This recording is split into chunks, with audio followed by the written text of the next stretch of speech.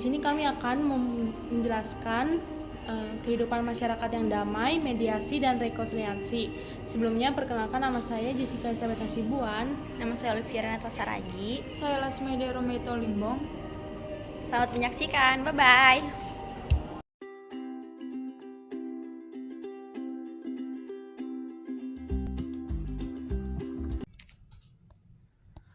Ada beberapa hal di dalam masyarakat.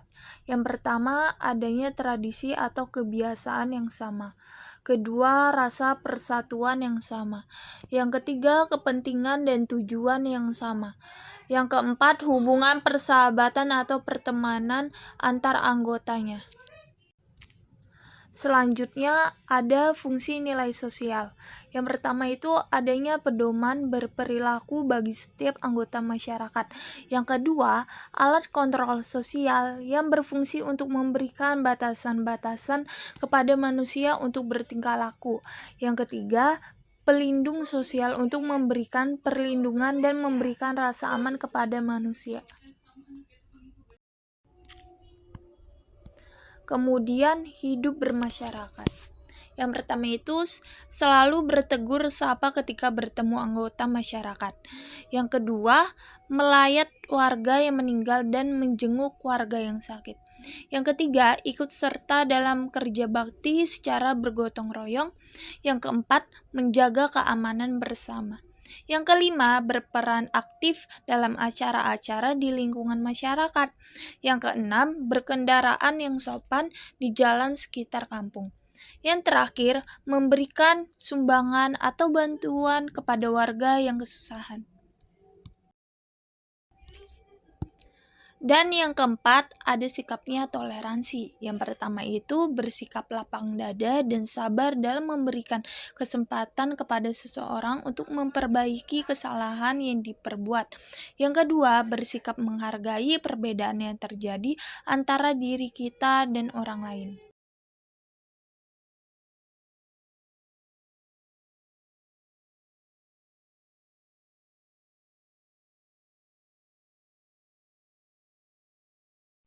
Mediasi adalah proses penyelesaian konflik di mana ada pihak netral, yaitu mediator, membantu pihak yang berselisih paham untuk mencapai kesepakatan.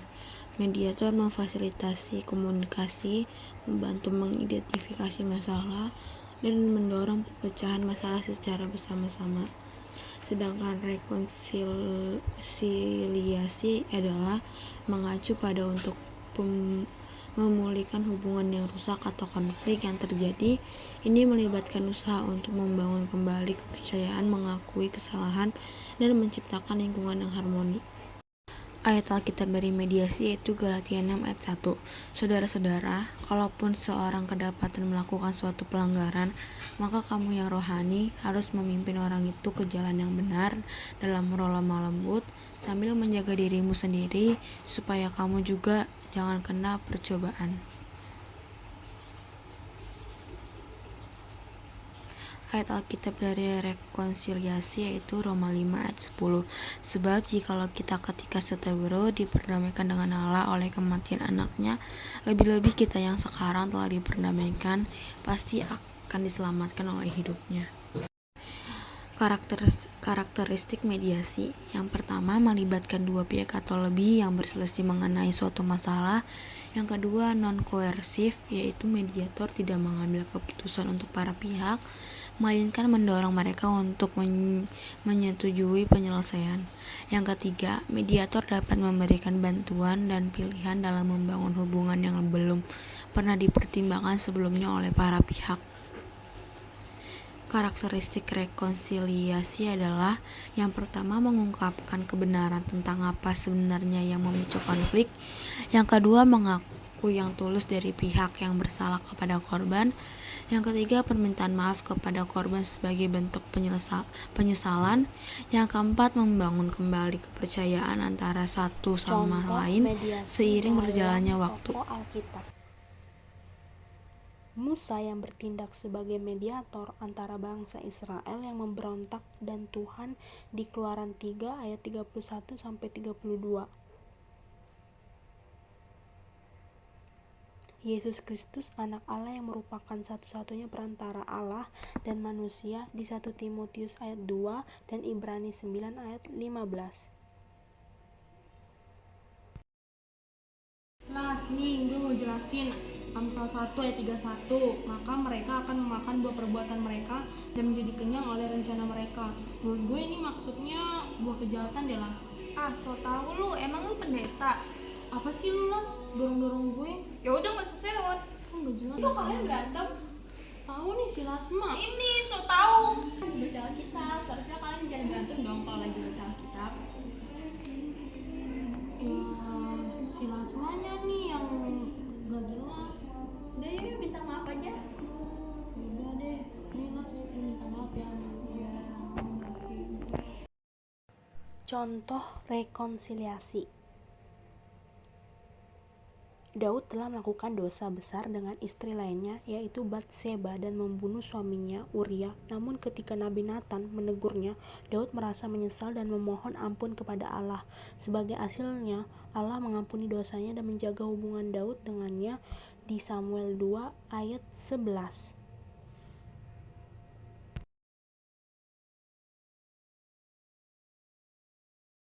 Kesimpulan, mediasi dan rekonsiliasi merupakan dua kata yang belakangan ini sering diperdengarkan.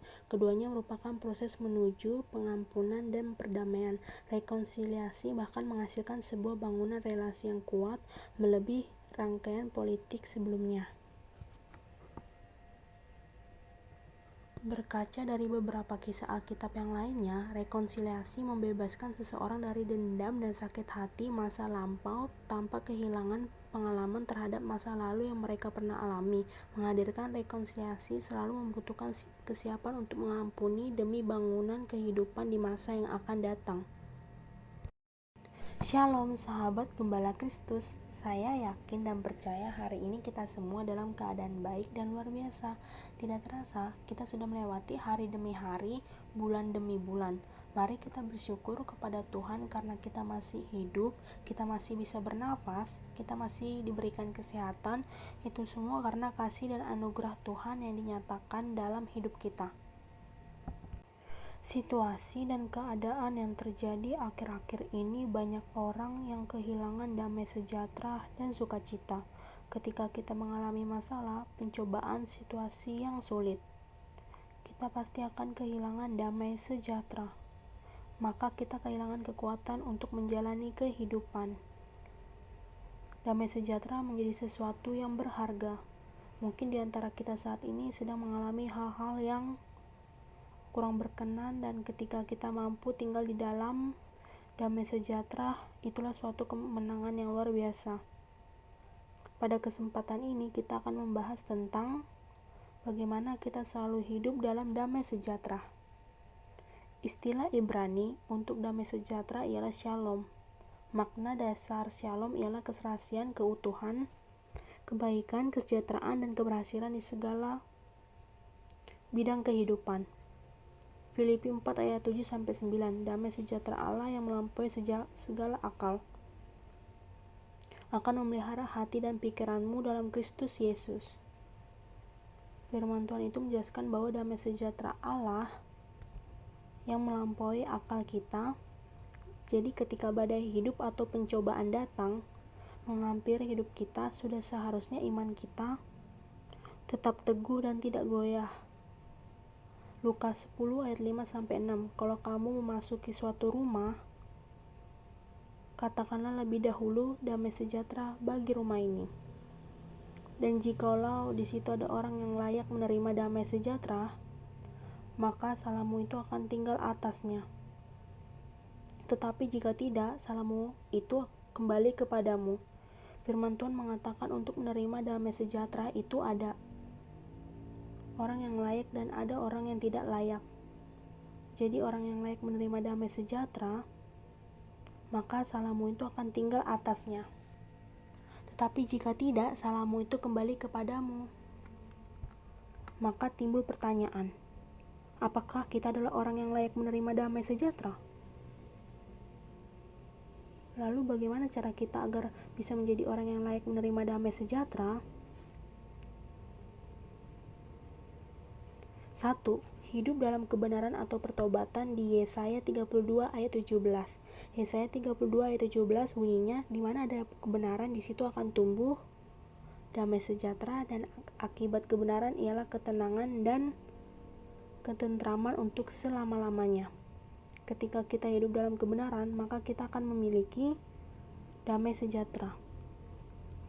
Kita harus hidup di dalam Tuhan dengan meninggalkan dosa-dosa kita atau hal-hal yang tidak berkenan di mata Tuhan. Akibat kebenaran ialah ketenangan dan ketentraman untuk selama-lamanya. 2. Memiliki hati yang teguh di Yesaya 26 ayat 3. Yesaya 26 ayat 3 bunyinya, yang hatinya teguh kau jagai dengan damai sejahtera, sebab kepadamulah ia percaya. Jadi orang yang memiliki hati yang teguh, yang hidup berpegang pada firman Tuhan, dan orang yang percaya sungguh-sungguh kepada Tuhan pasti akan menerima damai sejahtera. Sebaliknya orang yang hidup dalam kekhawatiran, ketakutan, dan keraguan sangat sulit untuk menerima damai sejahtera. Yang ketiga, hidup memperhatikan perintah-perintah Tuhan di Yesaya 48 ayat 18.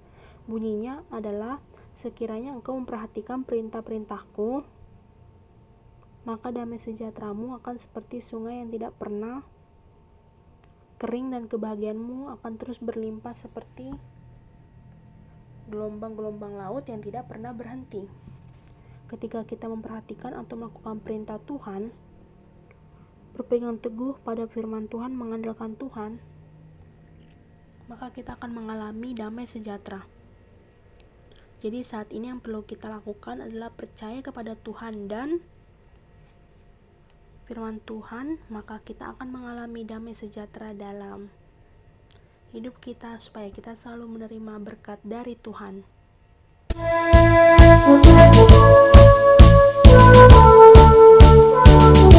Hai teman-teman, perkenalkan, nama saya Dani.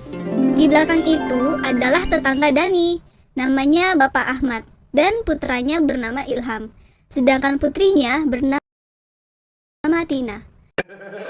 Mereka sekeluarga berasal dari Kalimantan, tepatnya dari suku Dayak. Beliau sudah 2 tahun tinggal di Jakarta. Bapak Ilham dan ayahnya Dani bersahabat dengan baik. Mereka selalu berbagi cerita lucu yang menjadikan mereka semakin akrab. Di hari libur, kami sering bermain basket bersama. Sedangkan ibunya, Dani, dan ibunya Ilham, mereka sering belanja bersama ke pasar. Mereka sangat akrab. Hari ini Jeng Rosa mau masak apa? Tidak tahu, Jeng. Bingung juga ini mau masak apa ya. Bagaimana kalau saya buat sate Madura? Saya ahli membuat sate. Wah, pasti enak. Boleh, Jeng. Bagaimana kalau Jeng Rosa buat umbut kelapa seperti tempo hari itu? Ide bagus, Jeng. Jadi nanti kita bisa bertukar makanan khas daerah kita. Oh, ternyata tante.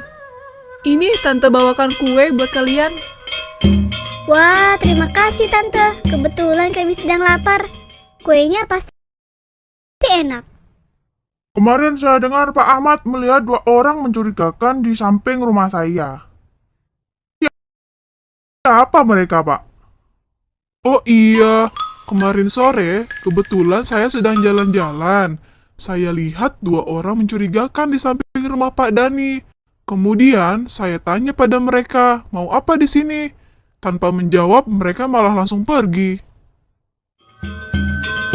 Mereka itu adalah tetangga terbaik kita. Walau berbeda suku dan agama, kesatuan bangsa telah menyatukan kita dalam damai.